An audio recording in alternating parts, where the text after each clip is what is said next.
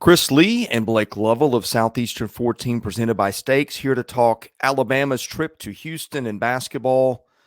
The Cougars are about an 8 to 9 point favorite, depending on which computer you like, and this will be a great litmus test for where Alabama is against a veteran Houston team, number one in the polls, led by one of the better coaches in the game, and Kelvin Sampson.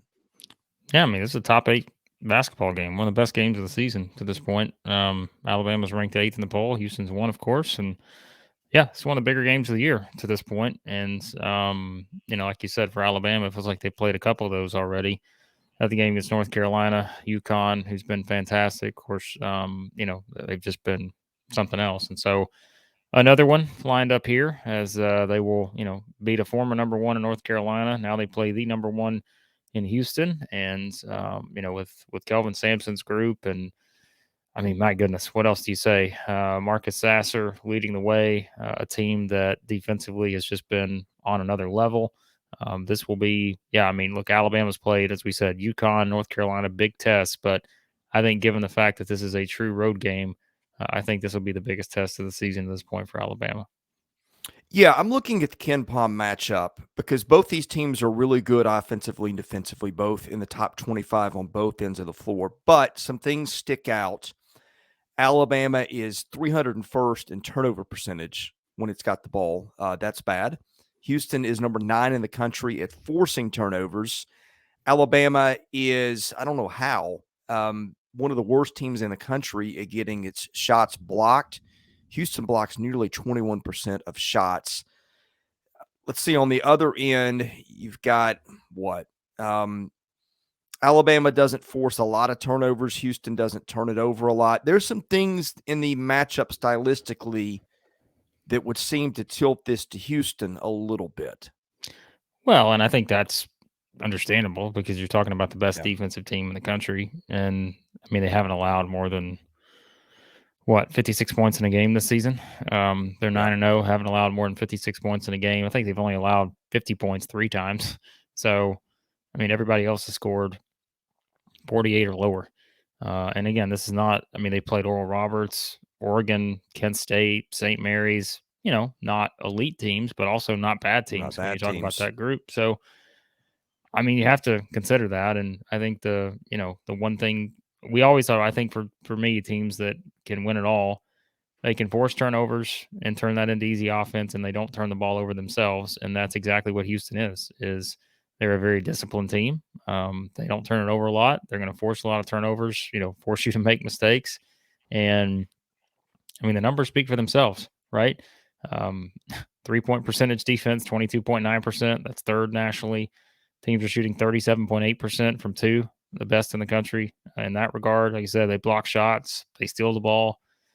It's going to be chaos for Alabama, I think, offensively. And I think that's something that, you mentioned, they're 342nd nationally in turnovers. They turn over 16.4 times per game.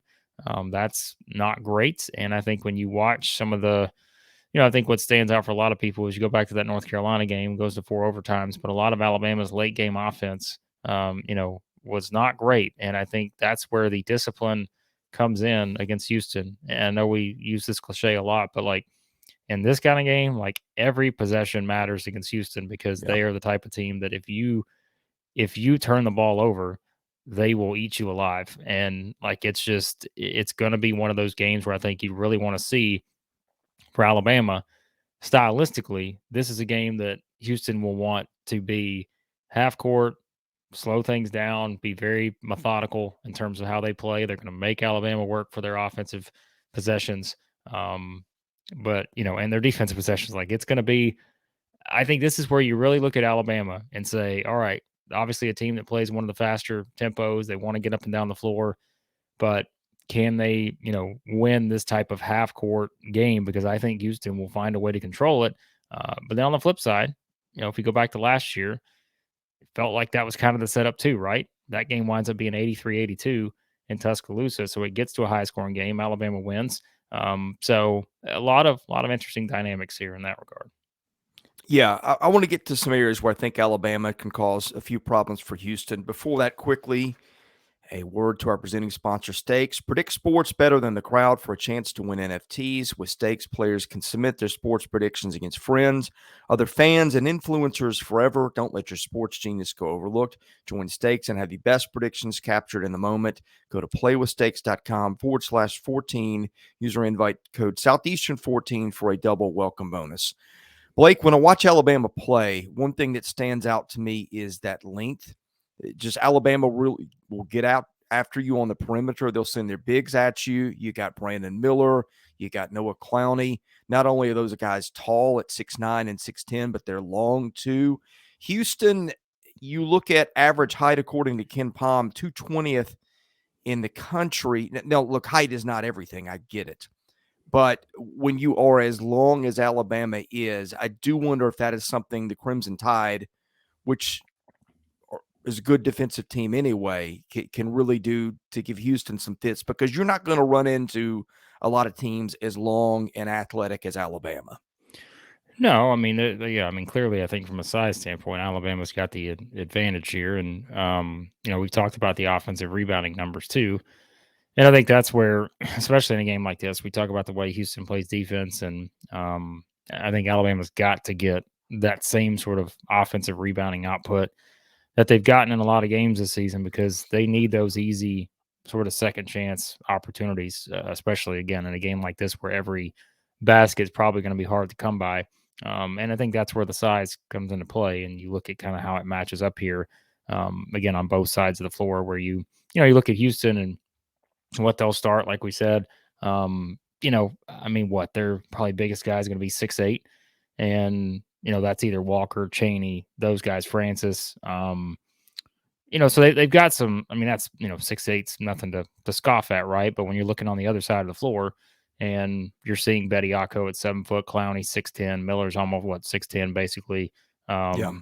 That's where I think for Alabama, again, the rebounding aspect is going to be crucial, because on both sides of the floor, not just on the offensive side. But I think because you have to limit Houston getting their own, they're pretty good on the offensive glass too. So that's something else where, like you said, I think when you look at the length of Alabama, if they can disrupt Houston in a couple of those areas, and especially guarding, I mean, what have we said? The reason why this Alabama team is as good as it's been, not just Brandon Miller, not just the offensive production, but this is just a completely different defensive team than it was a year ago. And it's getting back to being, an elite defensive team at times. I know they gave up 101 to North Carolina, but take that out of the equation, and I still think it's a It was really 4 good defense. overtimes. Yeah. Well, yeah, and I mean, look, it's North Carolina, right? It's, I mean, that's just kind of the way it works sometimes. But I think this is still a team defensively that will, and I think in a game like this, you'll see it. I don't, I find it hard to believe Houston's going to come out and score 90 or something in this game, but I'm not saying they can't do it, but I just think Alabama's defense has been one of its biggest strengths. And that's where I think this will be one where the size will definitely be something Alabama needs to lean on here. How are you feeling on this? This looks like about an 8 to 9 point game in Houston's favor. How do you feel about that in terms of covering and such? I mean, like we say, we're not professional bettors, but I think you look at this game, and we always joke. I'm like, Alabama fans want me to pick against them, because it's like anytime we do our picks, I feel like when I pick Alabama, they always lose. So I'll pick against them here, just because I think this is the toughest task they've had to this point. I think that is a true road game. Remember too, think about last year's game. That was a little heated, wasn't it? Remember the end of that game last year, how that, everything going off the floor and all that in Tuscaloosa. So there's some revenge on the mind, I think, of the Cougars here. And I just think their defense is the difference. Because I want to see Alabama. Because here's the thing, right, Chris? If we have a similar comp to a game Alabama's already played, which game is that? That's the UConn Connecticut. Game. Yeah. And I think that's where UConn, like Houston, will just defensively Tremendous put it on you, physical, all that kind of stuff. And I think this is where you want to see Alabama grow from that UConn game. And I want to see that first, I think, before I would probably pick them on the road in this one. But look, if Alabama goes out and gets the win, guess who's going to be number one in our SEC basketball power rankings next week? It's going to be Alabama. But I just think this is a tough challenge against a team like this that plays defense the way Houston does. Quick shout out to our new partner, BROTHROW. Betting $11 to win $10 stinks. So go put your money down at BROTHROW in our community of bettors. You can go to brothrow.com/SE14. It's the only sports betting platform that doesn't take a cut of every bet. You don't have a deposit minimum, no minimum bets, no need to connect your bank account. Bettors pay each other directly. It's a hassle-free sign-up process that gets you in the action in seconds. You're going to love BROTHROW. You'll see us there. So go visit the people who help us out. You can see that information on the bottom of the ticker. Anyway, we will be previewing several more games for this weekend in SEC Hoops. Best way to find all those, hit that subscribe button. He's Blake Lovell. I'm Chris Lee of Southeastern 14. We'll see you again soon.